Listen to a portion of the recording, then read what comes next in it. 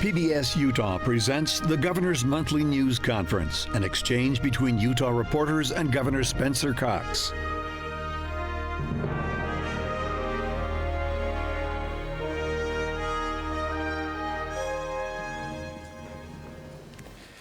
Good morning, ladies and gentlemen. It's great to see all of you. You're multiplying. There's more of you. This is the largest crowd we've had, so we're grateful to have you here today. Thanks for taking time, and thanks for reporting on these important issues.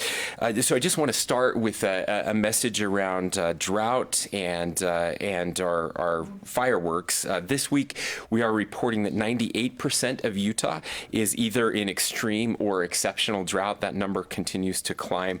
Those are, of course, the two highest drought levels. Our reservoirs now are at about, on average, 58% of normal, down from 59% last week. As Bryan, the director of the Department of Natural Resources, mentioned, we are completely done with any runoff, and now we're relying on basically our emergency storage across the state. So 26 of Utah's largest 42 reservoirs remain below 55% of available capacity. As a result, our key messages remain the same as they have been since we declared the statewide emergency in March. Only water your landscaping twice per week in northern Utah and 3 times per week in southern Utah. That's what we're doing at state facilities, and we thank those individuals and businesses who are doing the same. We encourage everyone to conserve wherever they can, fix those leaky faucets and sprinklers. Remember to prioritize your trees over your lawns. We want to keep those trees alive, and only water in the early morning or evening. All of these measures by individuals and businesses can make a difference. There is some good news on the horizon. The long-term forecast over the next 6 to 10 days and 10 to 18 days are showing the likelihood of above average precipitation as that monsoonal moisture carries north. So fingers crossed. We know St. George, Washington County, and Iron County got hit hard yesterday. That's good news. Those aren't drought busters. We need storms like that every day for a few weeks to get out of this drought, but every little bit certainly helps. Now, I do want to repeat one oft repeated request, and that is that as we come towards Pioneer Day, that people again forego using personal fireworks, and I want to take this opportunity to thank people. It's actually making a difference. It's rare that we can point and say you made a difference this year, but here we have the data to back it up. So last week, there were 35 total wildfires compared to 63 during the same week in 2020. So we're almost half of the number of wildfires that we had the year before. Now, 24 of those were human-caused compared with 61 last year. So to go from 61 human-caused wildfires to 24 shows that people are actually listening and they're taking the measures that we need them to take. So the week of July 4th also saw a similar change, fewer wildfires, almost half as many human-caused wildfires compared to the same week last year.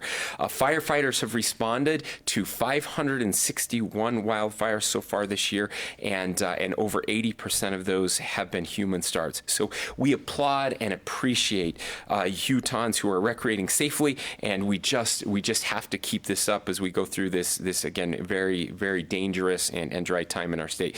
July through September are traditionally our most challenging months, and so we certainly have work to do. I've talked to many of our local firefighters who are just so grateful for the work of Utahns. They've been able to get ahead of fires. They haven't been as stretched thin as we expected because of the conditions, and so we're trending in a positive direction. But that's only because people are vigilant and have made actual changes in their behavior. So thank you for that. Now, I just want to talk about our COVID situation a little bit. We 2 weeks ago, I had shared that I hear from people whose loved ones are dying from COVID, are being hospitalized from COVID, and how disappointing that has been for them, and how sad we are for those families who are unnecessarily facing those hospitalizations and deaths. Our number of COVID cases continue to rise.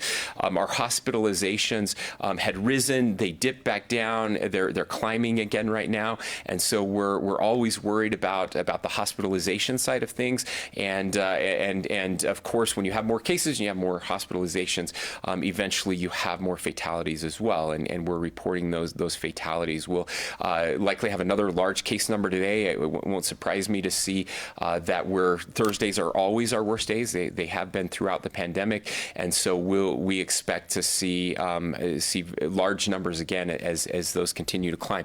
But also again, people who are vaccinated, we are having breakthrough cases, but they're rare. Again, in 90 to 95%, 96% breakthrough cases, and hospitalizations and fatalities are all amongst unvaccinated people. So we say it again and again.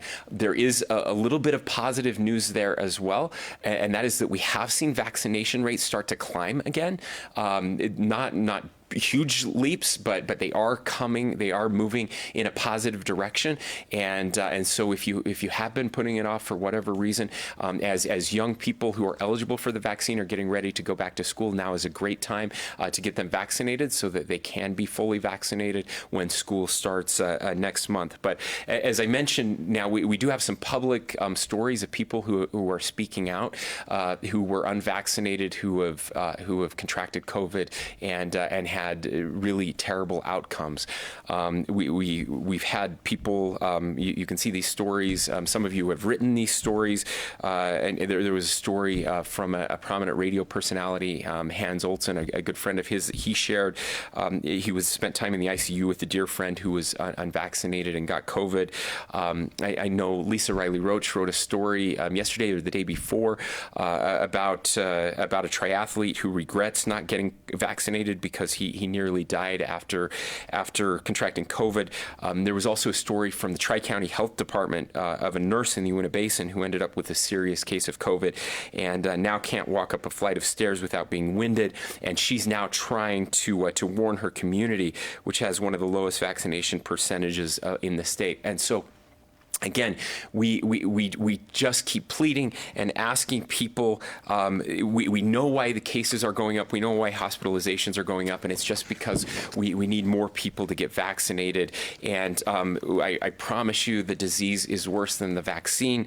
I can't make it more clear than that. The disease is far worse than the vaccine, and we desperately need you to get vaccinated. So we will report today more than 241 people in the hospital with COVID. 1 month ago, there were 161 people in the hospital with COVID. So those are numbers that we know we can change, and we have the answer there. And with that, I think that's probably plenty. I want to make sure, since we have so many of you, that we leave more time for questions. So, Governor, with the idea of drought continuing on in 98% of the state in these conditions, are you contemplating further restrictions?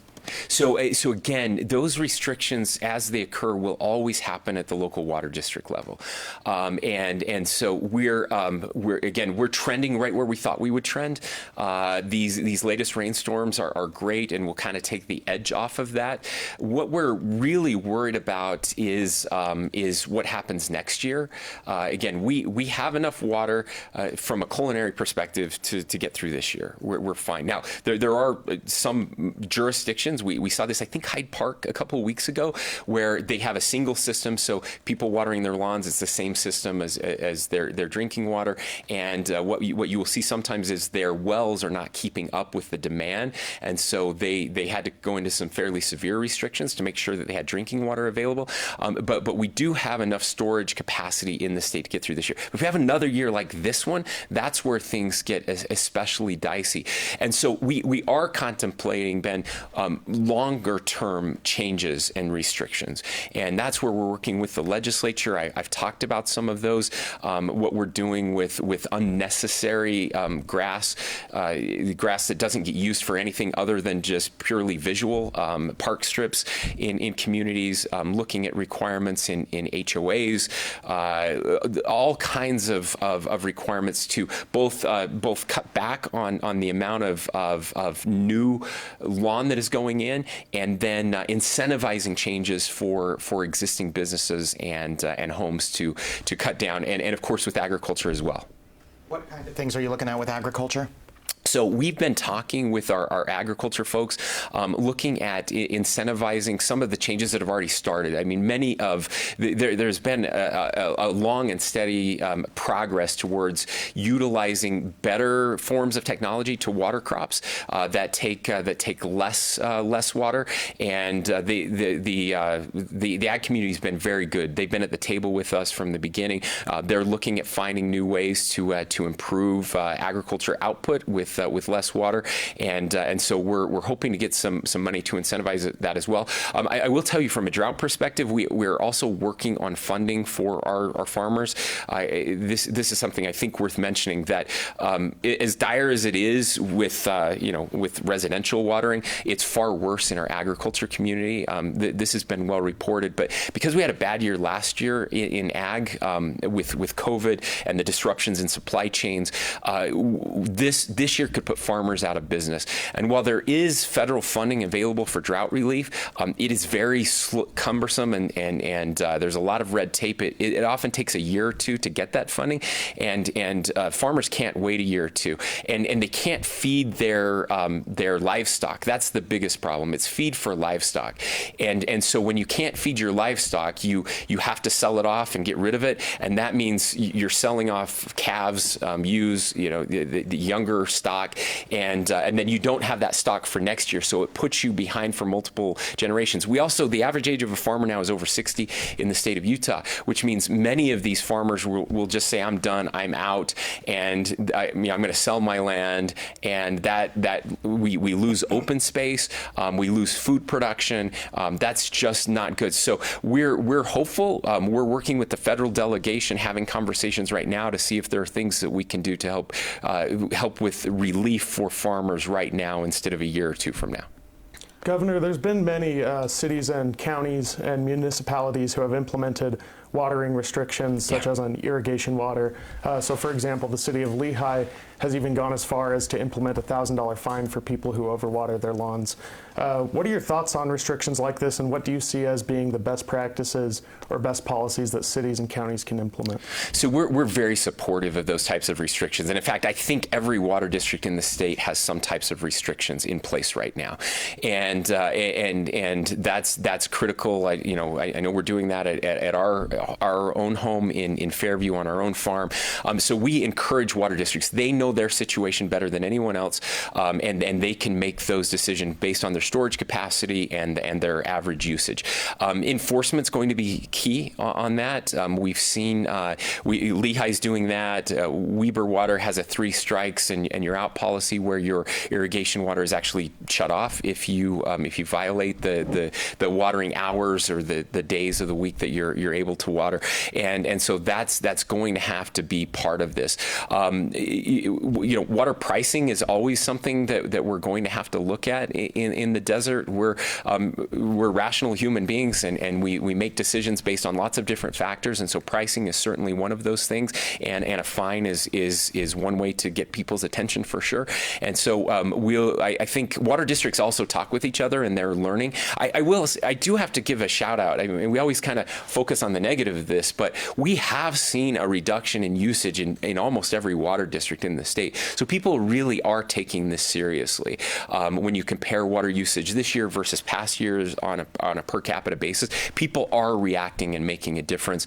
And those types of restrictions will encourage everyone to do it, not just the ones that are paying attention. Governor, the Consumer Price Index is up a reported 5.5% since last year. Gas prices in Utah way above the national average. Housing prices continue to soar. Is it time for you and the legislature to provide tax relief for Utah families? And if not, what should you be doing to ease financial burdens of people in Utah? Yeah, it's a great question. Thanks, Bryan. We're very concerned, and I've mentioned it in this forum or in other similar forums over the past couple months, how concerned we are with the potential for inflation. I mean, not the potential; it's here. It's well documented, as you mentioned, 5.5% inflation last month, and so I think it's something that everyone should be concerned about. There are lots of factors particulars of this. I can't remember if I mentioned this before, but I had a conversation several weeks ago with the head of the Federal Reserve Bank from San Francisco, and we're part of that region, and asked specifically about inflation.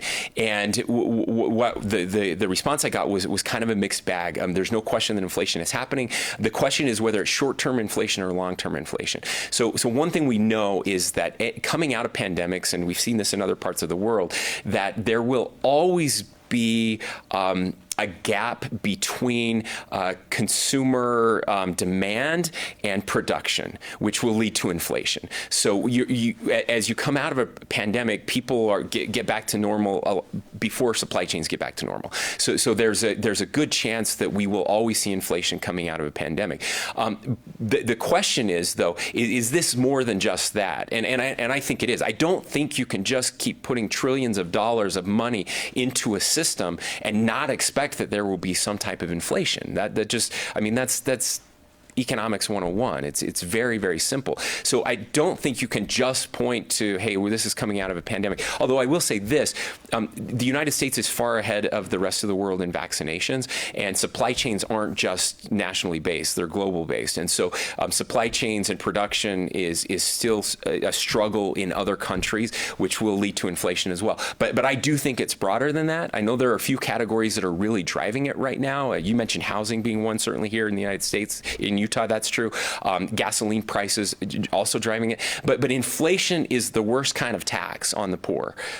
Inflation absolutely hits the poor harder than anyone else. They feel it as transportation costs go up, grocery prices go up, everything follows, right? And so, sorry, that's a long way to get to an answer to your question. The answer is yes. I think there is room for tax relief this coming session, and we haven't had those direct conversations yet. The legislature is taking some much-deserved time off, and not the legislature, but legislative staff is taking some much-deserved time off. They didn't get any time off last year because of the pandemic, and we had more special sessions than ever before last year. And so we will, coming back into August and September, we'll start to have those conversations, but I would be very supportive of tax relief based on inflation. I don't know. I have to see the numbers.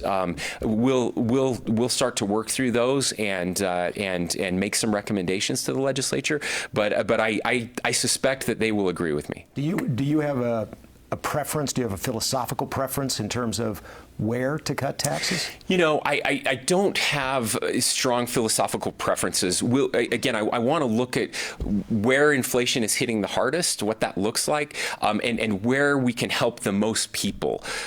So those, I think those things matter. We do still have some tax on food. It's a reduced, it's a lower amount of tax. Again, that's one area where potentially, and that's mostly at the local level. The state tax obviously isn't there, but at the local level, that's one area where we could see a change. So and I hate to spitball because it's so early, but I want to make sure that whatever change we make impacts the most Utahns and those that are feeling the repercussions of inflation the most. Governor, how harmful has some of the anti-vaccination rhetoric that we've been seeing primarily on right-wing media, Fox News, how harmful has that been to the efforts here in the state and overall to get people to take the vaccine? So, Bryan, it's a good question, and I don't have any hard data that would tell us that we've seen, based on some of these reports or whatever this propaganda that's coming out, that it's had a significant impact. I'd have to look. We are constantly surveying people to see if trends are changing. So I'd have to go back and look at and compare those numbers to see if we've seen any change from, say, January, where people were the numbers that said they would get it versus the numbers that say they will get it now. But how do you push back against this constant drumbeat? Yeah, no, but let me finish. whether I have the data or not, I think it's harmful. It's certainly not helpful, and it does concern me deeply. I agree with some who have said it's ridiculous. And here's the thing: like I'm very proud of President Trump, and I've said this many times. I'm very proud of Operation Warp Speed. In fact, I've said that I think that years from now, decades from now, we'll look back on Operation Warp Speed as one of the greatest advancements of medicine in human history, and one of the best things to happen during this. And I think Republicans and the president should be taking credit for what happened. I'm grateful that President Trump got the vaccine. I mean, those are things that I think we should be saying. But I don't think we can take credit for getting the vaccine and then tell people that there's something wrong with the vaccine and you shouldn't be getting it. That just doesn't make sense to me. I think it's ridiculous what's happening. I mean, we have these talking heads who have gotten the vaccine and are telling other people not to get the vaccine. That kind of stuff is it's ridiculous. It's dangerous. It's damaging, and it's killing people. I mean, it's literally killing their supporters, and that makes no sense to me. Governor, is the state in discussion about what they will do if COVID-19 cases keep rising? And are there plans to help those who are vaccine hesitant?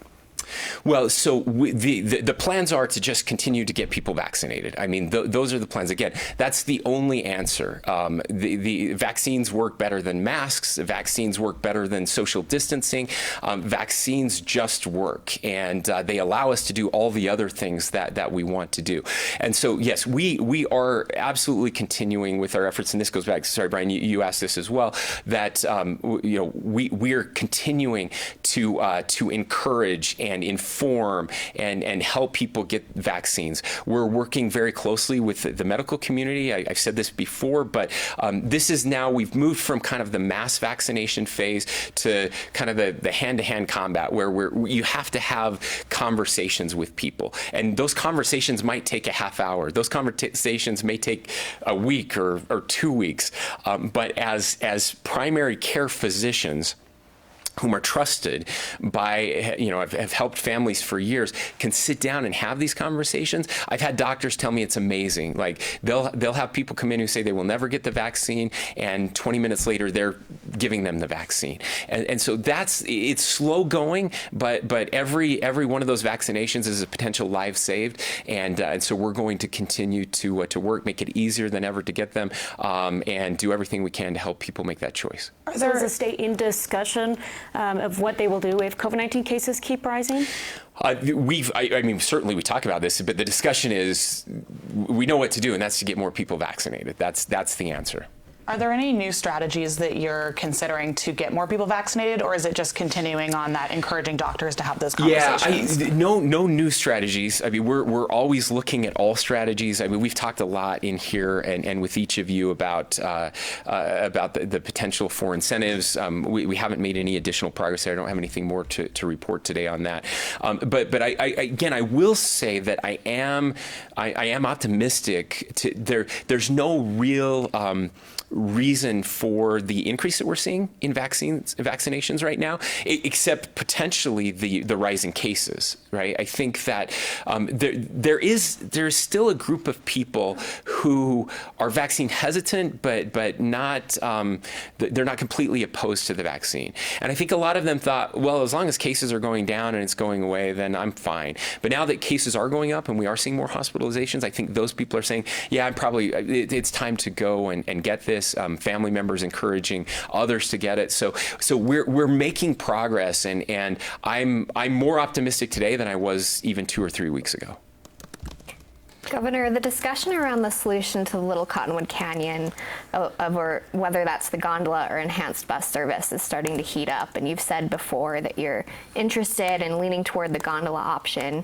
But as public comments have come in, has your position changed at all? Do you still favor the gondola? Well, I'm keeping a very open mind on this one because as I was able to go through the data that was delivered by the Department of Transportation, it and by the way, interestingly, this was the first time I think that they've ever, and maybe that any Department of Transportation has actually released two preferred options instead of just one. And that made a lot of sense to me because they're very different options, but both showed tremendous support as well as an ability to fix the problem for a reduced amount of money. And so they're similar in that sense, but again, very different in the way that they deliver people from the bottom to the top of the mountain. And so I think both options are fantastic. There are pros and cons to both of them, and so I'm keeping an open mind and just waiting for those comments to come in, and then I look forward to sitting down with local officials and state officials, legislature, and UDOT to help make that final decision. Considering how expensive this will be, do you think ski resorts should have a significant skin in the game? Considering say the gondola would go straight to Alta or Snowbird. What are your thoughts on that? And are they doing enough?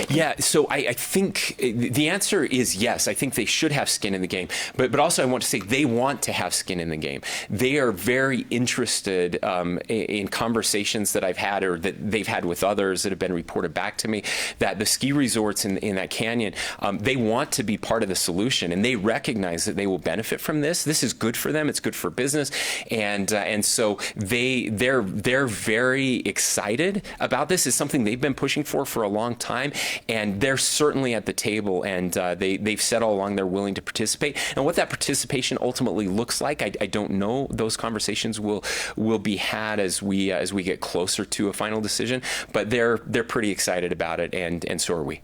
Is this too good for business, considering how many people are already getting up to those canyons, and the lift lines this past season were so long?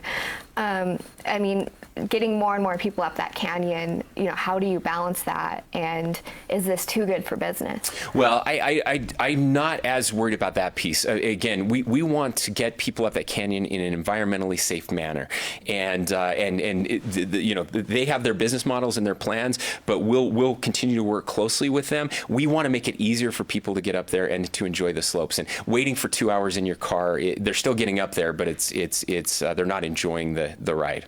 Okay, that's all the time we have for our television broadcast. Join us back here next month for the Governor's Monthly News Conference, and thank you for joining us. All right, and we want to continue on with our online version. We're going to go to Chris Reed with St. George News. Go ahead with your question. Thank you, Governor. And first off, as far as the COVID numbers, at least here in southern Utah, you look at the numbers right now, especially hospitalizations, and they're higher than they were at this time a year ago. If you can explain why, almost on the public's part, a lack of urgency about this. And you've mentioned about, obviously, the solution is vaccines. Are there any other solutions as far as especially as far as the hospitalizations are concerned? Yeah, Chris, so thank you. You're right to point out that there are some regional differences in the state, and certainly we've seen in Washington County and Iron County, unfortunately, the vaccination rates have been a little lower in some of those areas, and that's leading to the higher hospitalization rates. And so, look, again, there just aren't any other options that are any better than vaccines. The lack of urgency, I think, is this feeling that this is gone and I don't have to worry about it. I think there is a growing sense of urgency as those hospitalizations are starting to tick up. What I'm hoping is that the outreach that will happen in those local areas, and certainly we're talking to our local health districts constantly to tell the stories, and that's what I'm trying to do today, is to instill a sense of urgency in people by hearing these real stories from real people who were like those that have decided not to get vaccinated in your neck of the woods and are now wishing they had. And we don't want people to have those types of regrets. And so we'll continue to help encourage that sense of urgency, and hopefully we'll see an increase in that corner of the state. On another matter, in Garfield County, if you you may not be aware, but there is a case of a woman who's facing a year in prison for damaging Blue Lives Matter. She's being charged with a hate crime. Now, the changes under the law passed by the legislature a year ago or so. I guess, what would you say to those who question whether damaging a Blue Lives Matter sign is equatable to painting a swastika on a synagogue or damaging a Black Lives Matter sign? Well, thank you. I'm not aware of that specific case, and so there was a lot of negotiation that went into that bill to get that bill passed. It was something that we supported, and certainly I dislike hate wherever it is or wherever it's pointed out, and I care deeply about our law enforcement community here in the state, and hope that we will continue to support law enforcement here in the state. We have an incredible, really high marks for law enforcement. Utah has always been near the top of the nation when it comes to support for our women and men in blue, and I'm certainly grateful. I'm now as governor, I have protection from members of our law enforcement community every day, and they're the best people I know. I love my security detail are seriously they're just the best, and I feel that way about the law enforcement folks that I get to work with. Now again, they're not all perfect, and we certainly have some examples of bad behavior, but they're few and far between here in our state, and we see some terrible. I did see yesterday. We had a terrible some markings in a parking lot in Logan, I think, that were despicably racist and using Nazi imagery and others. I don't, obviously that's worse, I think, but both are bad. This kind of having to choose. We tend to make this mistake in everything we do and say, like, you have to choose between one or the other. And you either have to be, pro cop or you have to be pro our multicultural communities, and you can't be both. And so, I don't think you should be destroying Blue Lives Matter signs. That's dumb and that's hate filled, and don't do it. So whether one is worse than the other, I think that the racist behavior may be a little worse, but I don't know why we have to put it on a scale and always weigh those things. And so again, I apologize for not knowing the details of that particular case, but I just stop it. Just stop doing stupid stuff. Governor, you're standing in front of an American flag and also the flag of the state of Utah. Yeah. Do you have thoughts about what Utah Black Lives Matter said about the American flag being a racist symbol? Yeah, and I've said as much. Look, this flag is the greatest flag in the history of the world, and it represents the very best of our country, the very best of her people. It represents an ideal of union, an ideal that all men and women are created equal, and that we are endowed with these unalienable rights from our Creator, and that's what it stands for. I think our flag stands against racism. And I said I refuse to let white supremacists take away what that flag stands for, and I refuse to let Lex Schott take away what that flag stands for. And I thought what she said was despicable, and it was wrong, and she should have apologized, and she didn't, and that's her right. But I think she hurt her cause far more than she advanced her cause. Governor, at this point, the legislature is starting to take a look at whether we need to add more bar licenses in Utah. Do you support it? I do. Yeah. Why? Yeah.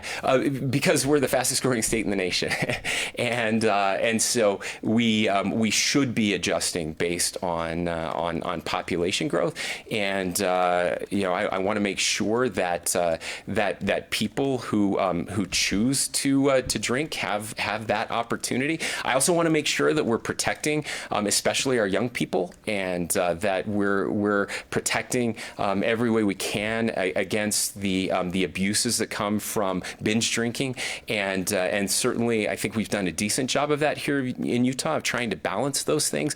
But I've been supportive. I have to give a shout out to DABC and the incredible work that's going on there.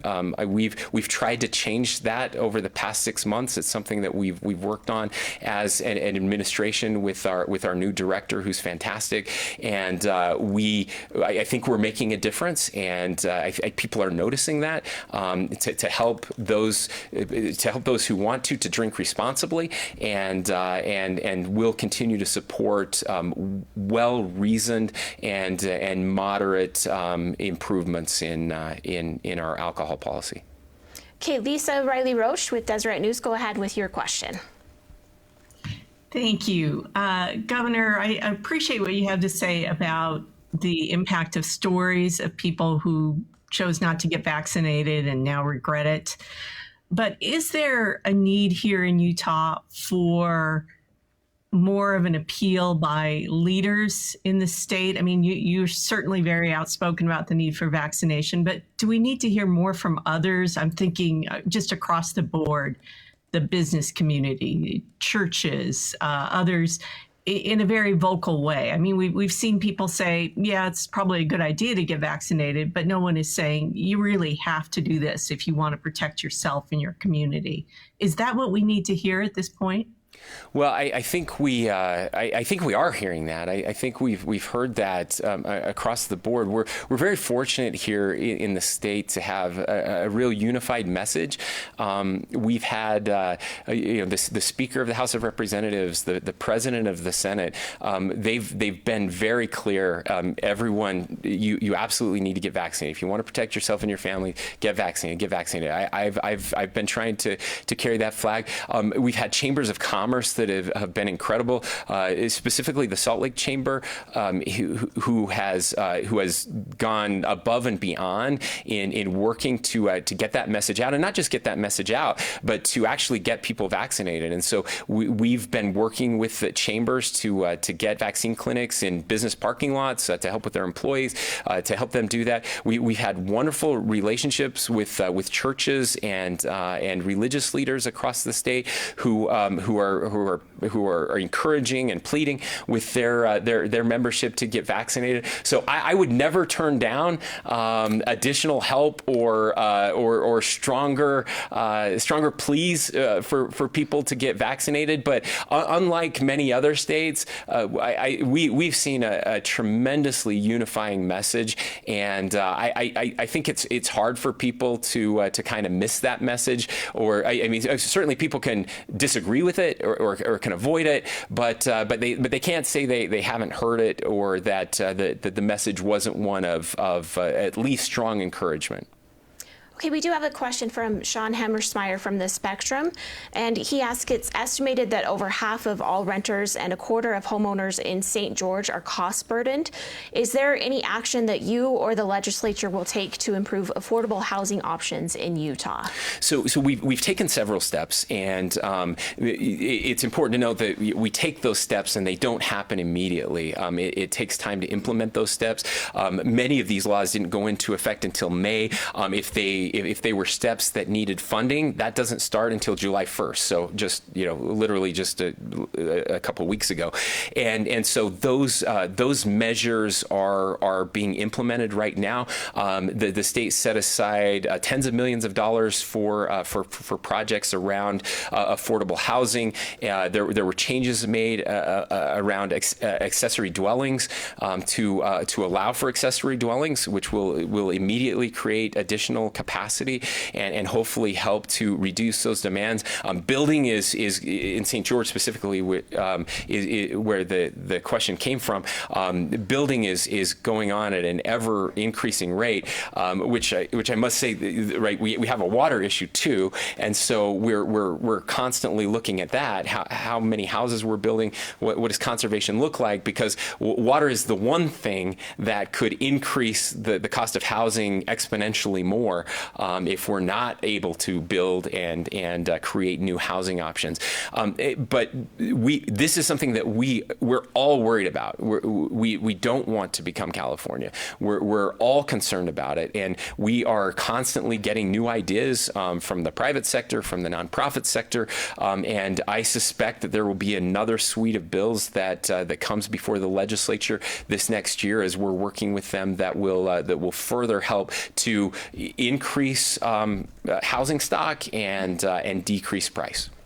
Jacob with KSL.com, go ahead with your question.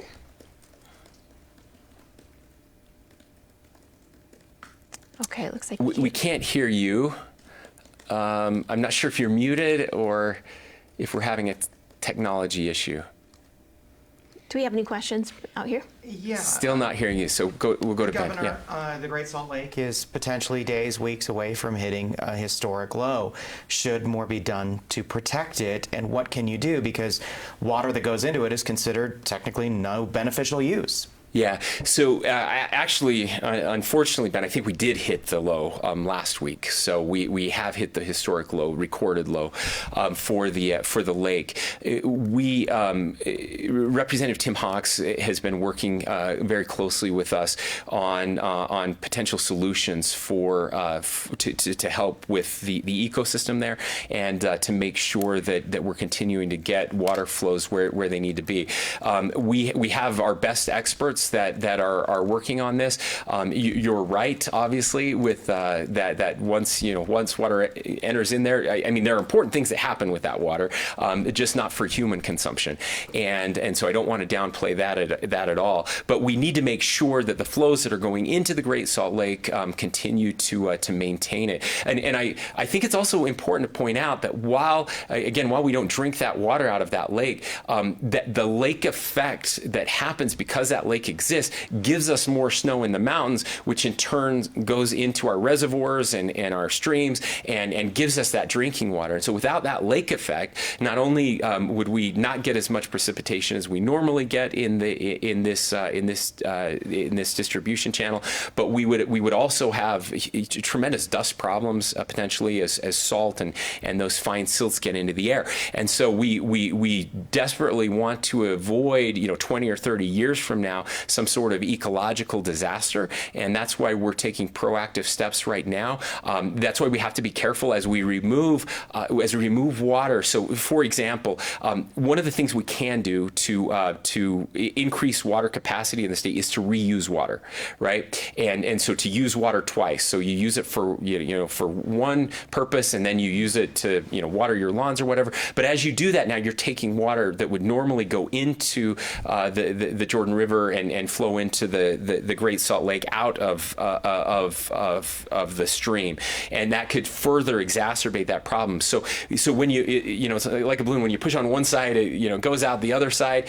We're looking holistically at all of these measures because anything you do on one hand could impact the other hand, and fortunately there are people a lot smarter than me that are working on it. Okay, and I'm hearing we have Jacob now, so go ahead, Jacob. Good morning, Governor. Can you hear me now? I can, Jacob, yes. Great. I wanted to ask about kids getting vaccinated and where that stands here in Utah. I think last we heard it was around 26% vaccinated for that 12 to 15 age group. But obviously with school coming up, and then obviously there's been some recent outbreaks at summer camps. Where does that stand with kids getting vaccinated, and how are we working to get more kids vaccinated? Yeah, thank you, Jacob. So the latest number I have is right about 30% now. So we've had some significant increases from the last time that we talked about it. I should probably be more accurate, especially after this past week. 29.8% is the actual number that I have here. So that's 63,000 kids. And by the way, that's just ages 12 to 15. So it's even higher, 16 to 18. So if we're looking 12 to 18, I don't have that in front of me, but I know it's higher than that 30%, which is again good news. Across the nation, the younger you are, the lower the vaccination rates. So again, we're at like 90% for those over the age of 65, and but we're just at at 30% with at least one dose from 12 to 16. So what are we doing? So we're working with again with our primary care physicians, and we're working with schools to make sure that we have vaccine clinics available for those families that want it. We think and we suspect that as we get closer to school, we'll see more kids. You'll remember that approval for those vaccinations from that age group happened right at the end of the school year, as we were heading into summer, and so a lot of people just didn't feel the need because they weren't in school, just at different circumstances, and so we're hopeful. Again, it is important to point out that the the hospitalization rates, the serious illness rates, the death rates are significantly lower amongst this population. The problem, though, of course, is we've seen, and in some of those cases that I mentioned, what happened was kids got it, brought it home, mom and dad weren't vaccinated, mom or dad in the hospital or have unfortunately passed away. That's really what we need to avoid. And so getting younger people vaccinated will help slow the circulation of the disease amongst our older population. And of course, it doesn't mean you're out of the woods. We do have some cases of young people who have been hospitalized, and even a couple who have lost their lives, unfortunately. And so we'll continue to encourage and make available those vaccines for a younger population, and be hopeful that we can slow the spread. Again, fortunately, we took measures to get teachers vaccinated first, and so a very large percentage of our teachers have been vaccinated. But I would encourage any teachers who have not been vaccinated to get vaccinated before heading back to school. Governor, you mentioned a moment ago, quote, we don't want to become California. And yet there seem to be a myriad of issues that may be coming to a head in the state of Utah. Congestion, air quality, water, growth, etc. Is Utah, do you believe, on the verge of becoming a victim of its own success? Well, certainly success breeds success and a new host of issues.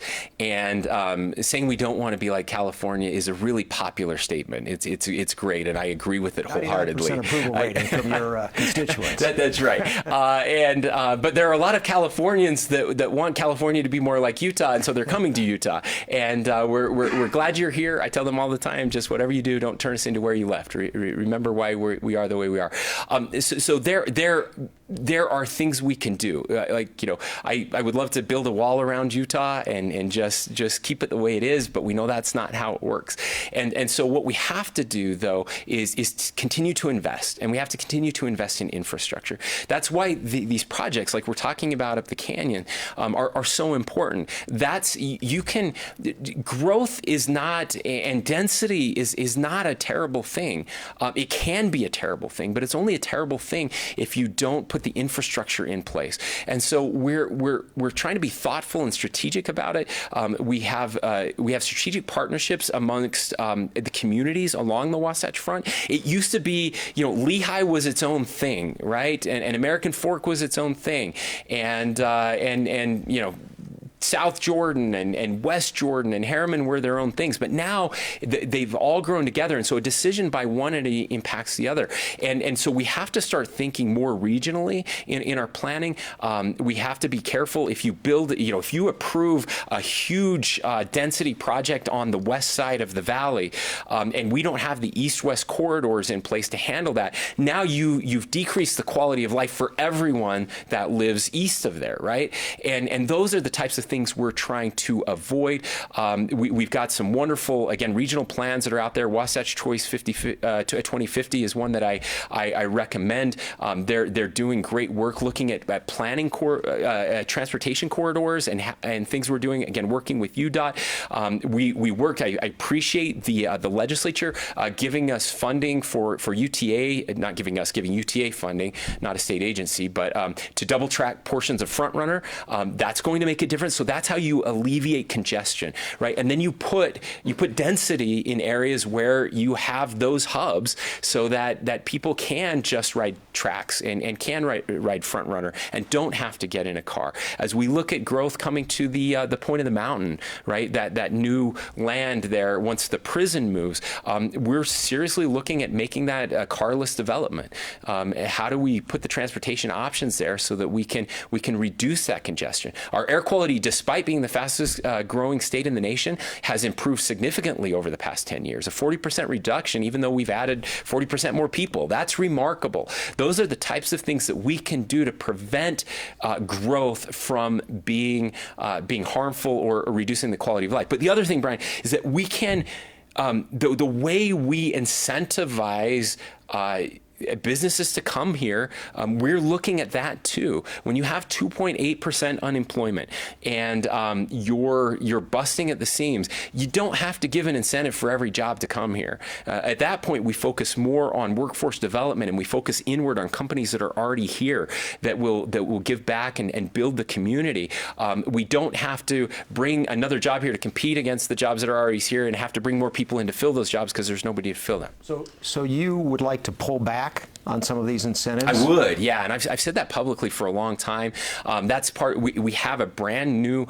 We actually, and I know this hasn't got. It's been written about a little bit, but kind of under the radar. We are now implementing the greatest change in the way we do economic development at the state level since at least 2004.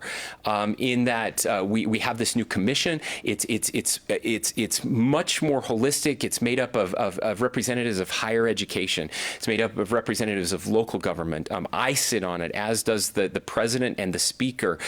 And we will be making recommendations. We have, again, our experts that are working on this. There was a big piece of legislation. One of the biggest bills this year that was passed was around, we changed the Governor's Office of Economic Development to the Governor's Office of Economic Opportunity, focusing on lifting everyone in the state, making sure that there is economic opportunity available for people in rural Utah, a bigger focus on rural Utah, a bigger focus on our low-income and multicultural communities. This is a huge change, and it's about being, part of it is about pulling back on incentives, giving bigger incentives to those industries that really have a halo effect that help everyone, and higher paying jobs, and then lowering incentives, having a dial based on unemployment. So when we have low unemployment, we dial that back. Bigger incentives for places like rural Utah. Like, we're not going to give you an incentive to come here where there's you don't have any employees and we're packed. But if you want to go somewhere else where the unemployment is still high and they desperately need you, then we will give you a big incentive. So being, I've called it a maturation of economic development, kind of economic development 2.0, where we're smarter about it, we're more surgical about it, and we're doing the things that benefit Utahns in the right way. But on that note, you were in Monroe recently meeting with people down there, and those areas have not seen the growth that the Wasatch Front has seen. So what are you doing about that? You signed some bills to incentivize companies to move to rural Utah, but are you seeing that, or is the Wasatch Front more desirable? Well, obviously, the Wasatch Front is going to be more desirable for lots of different reasons, right? It depends on what your industry is. So if you need to be close to a major airport, then Monroe is going to be a tough sell for you, right? That's going to be difficult. But again, this is part of being more strategic. We are seeing growth, by the way, across rural Utah. And I have to point this out. So we talk a lot about the price of housing along the Wasatch Front. This is, for the first time, this is a statewide phenomenon. This is happening everywhere. Several months ago, I was talking to one of the county commissioners in Sevier County, Monroe was, and they had like 25 houses for sale in the whole county, and that's just gotten worse. I mean, this is everywhere, and part of that, part of this is good news, Ben, in that you can now live lots of places. You don't have to move your company there, but you can move your employees there. And we've done this as a state. It was really cool. I had just this week, I've had several conversations with people who have taken the state up on working remotely and moved back home where they grew up. We have an attorney for the state who, and then he actually, this happened a couple of years ago, but he was able to move back to Panguitch. He's got 7 kids who are in the school system there, which is a big deal in Panguitch. language because those schools were drying up. They didn't have enough kids. They were really struggling. His wife coaches basketball there. He's on the city council. This is, they're serving. That's a story. We have people in public safety who have been able to move back to Iron County. So that's making a difference. But we are seeing some light manufacturing that has moved into Price, replacing some jobs that have been lost in the coal industry. They're finding out that we have good transportation, we have great workers, we have technology that's available. We've done a really good job of getting broadband out to most of rural Utah, not all of rural Utah. And so it's not for everyone. Don't get me wrong. We're not going to get Adobe to open an office in Fairview. It's just not going to happen, right? I get that. But we may have some Adobe employees who can work from Fairview 3 or 4 days a week, and then we can get some of these other businesses to move to these hubs. I really am focusing on the hubs because if you have growth in Roosevelt, and you have growth in Price, and you have growth in Cedar City, and you have growth in Richfield, and you have growth in Ephraim, in those hubs, the other surrounding communities will benefit from that because people can live in Spring City and drive to Ephraim, right? People can drive to Roosevelt. People can, but those hubs are places now. They're growing where they have hotels, they have restaurants, the types of things that some of these smaller businesses want, and it's too expensive to build or grow or expand on the Wasatch Front. Governor, a new report suggests you need to earn at least $20.21 an hour to afford a 2-bedroom apartment here in Utah. But the study shows wages aren't keeping up with the cost of living. What changes do you think need to happen to aid in this effort? Well, that's right. I mean, we know that inflation, as was mentioned earlier, when you have 5.5% inflation growth last month, I'm pretty sure we didn't have 5.5% wage growth in a month. That's one of the evils of inflation. But there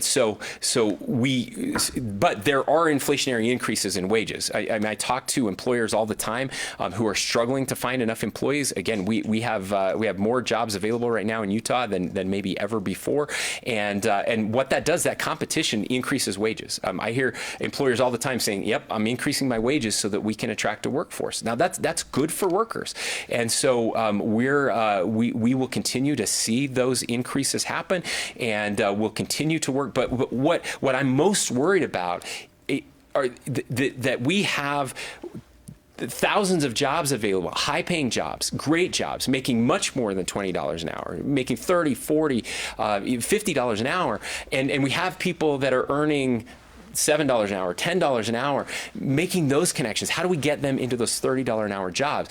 And so what you're going to hear from us, and our team is working on this, is an additional workforce development piece.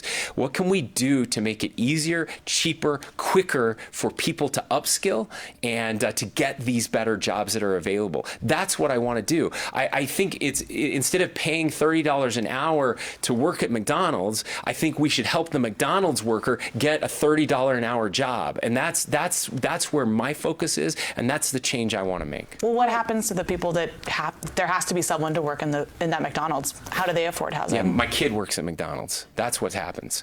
Okay, thank you, Governor. Yep. We are out of time. We appreciate you answering all of our questions and taking a full hour with us. Thank you so much, you guys.